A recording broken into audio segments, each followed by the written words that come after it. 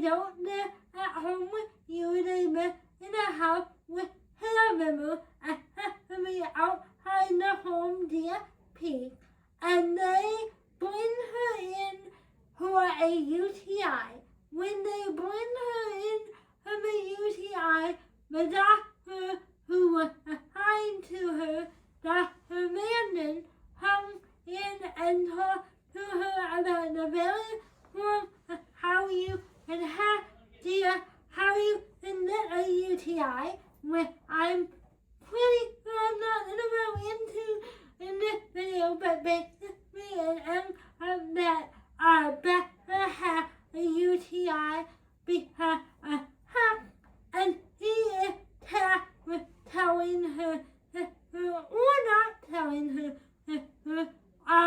that he had a UTI. So the question I'm having what you can have UTI for this, but like, for this video, that's what it is. So the first step I'm going to be talking about is, we know how to find out that Becca he's 3 years older than me. So He asked you to be find out.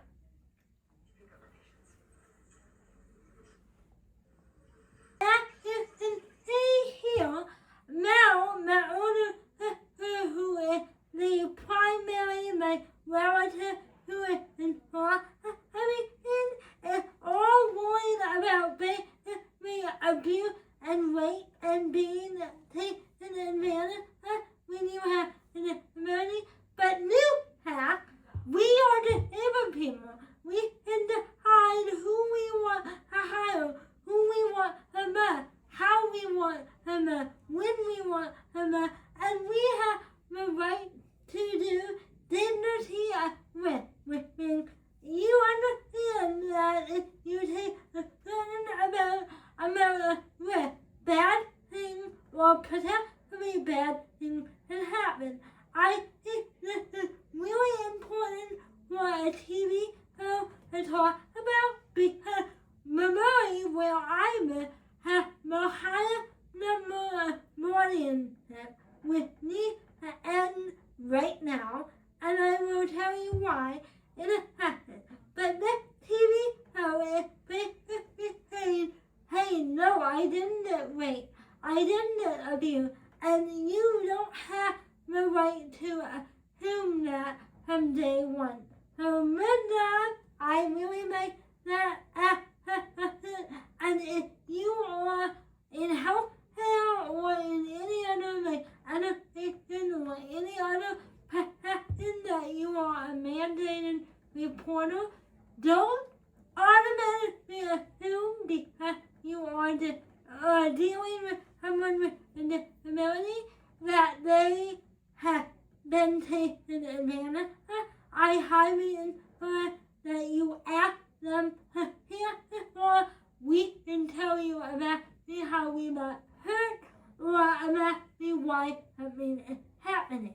The next tip in the pit that I need to be talking about is the one where Mel decided to contact the supported living home because he is mad that they didn't tell her that her sister Rebecca had a relationship, even though that relationship had been going on for a month.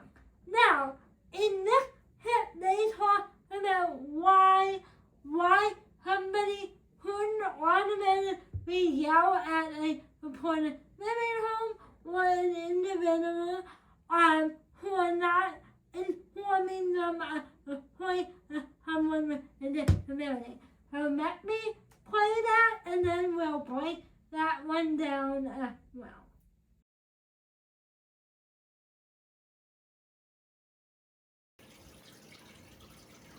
How's Becca?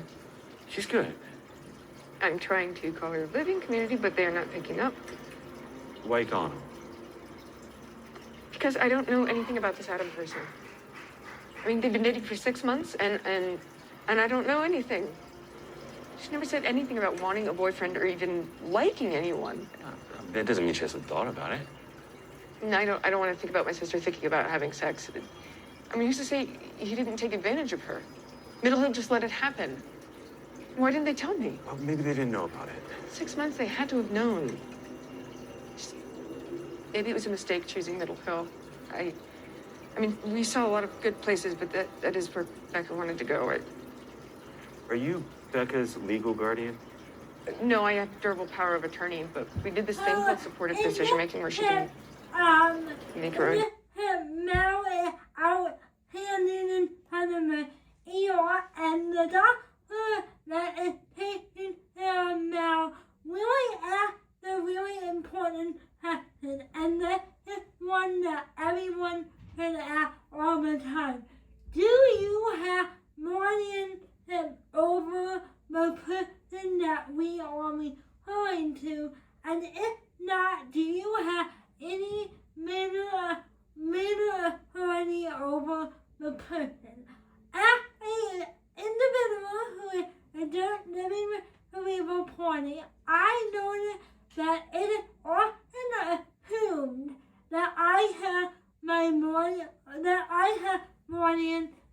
or that a person has to meet my parents when they work for me, or a doctor has to okay something with my parents.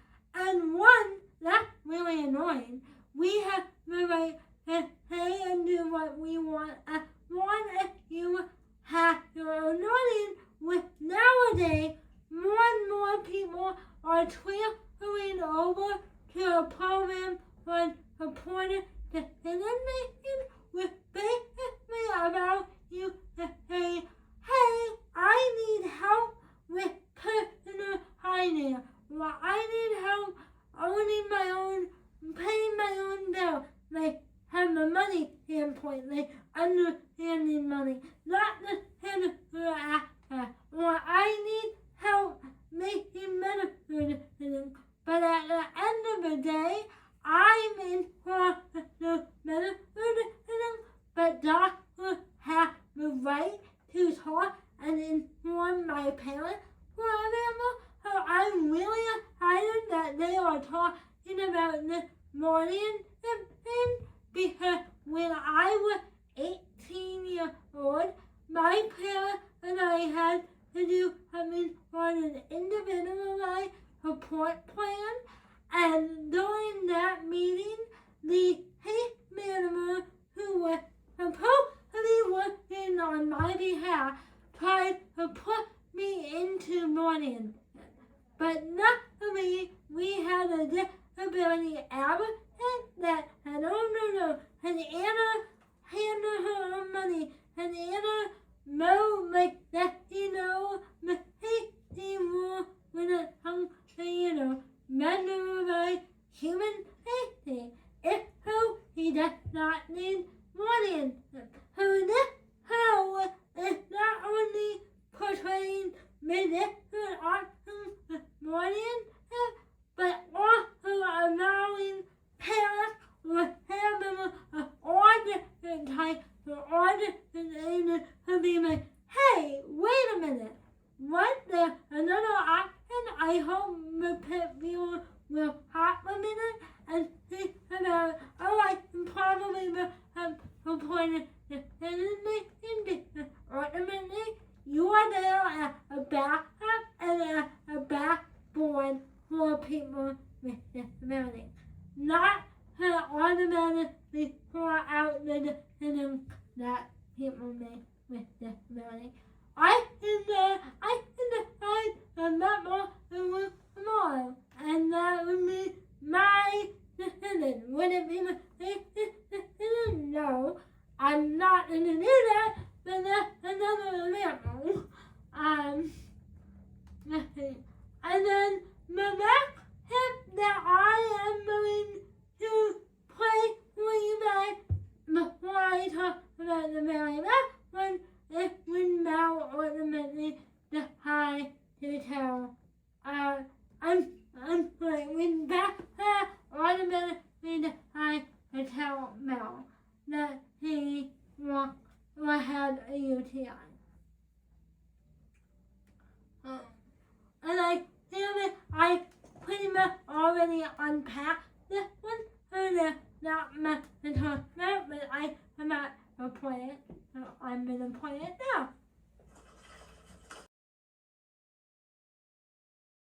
Did Adam ask you if you wanted to have sex?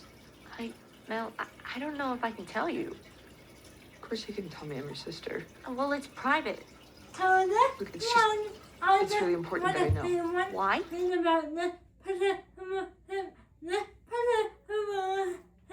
home and on the private, and you met around me and while I did a video about adoption and disability, and in that video I talked about how it is wrong that the memory hate animal asked me if I'm romantically involved with someone. That is a personal decision, privacy. I decide that I want to.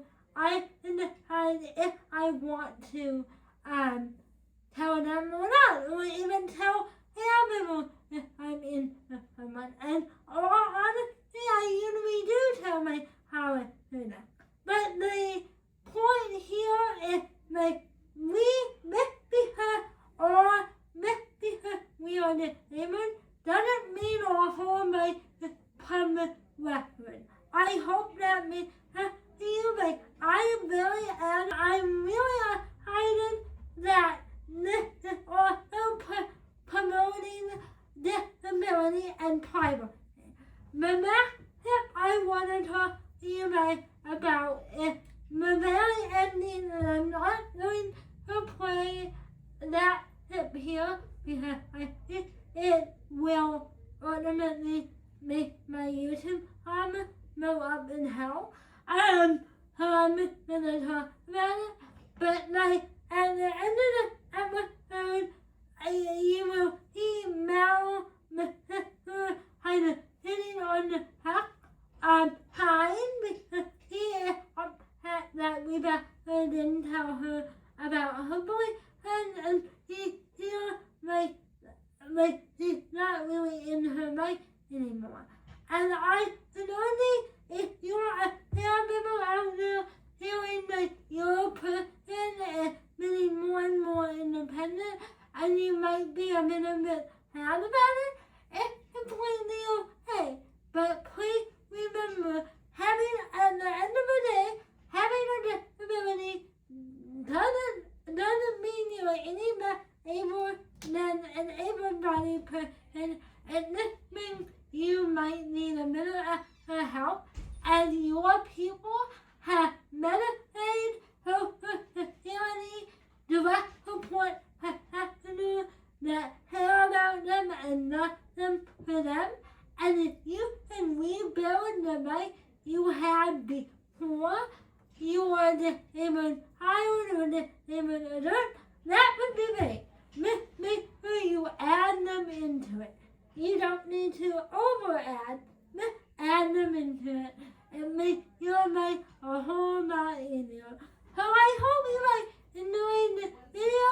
I'm interested to know what you guys like and don't like about the Pitt. Leave them in the comments below, and I'll